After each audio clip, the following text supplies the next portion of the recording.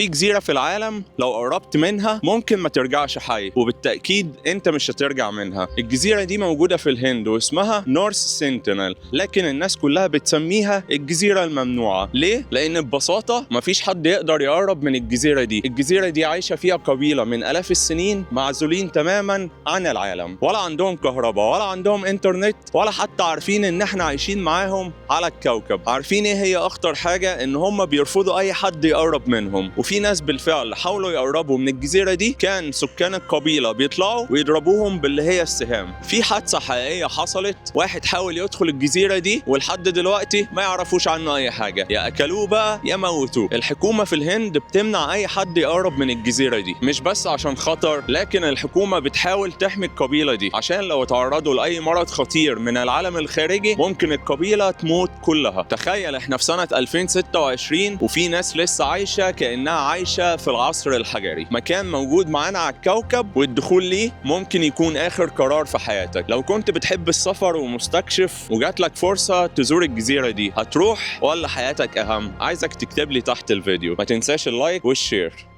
سلام.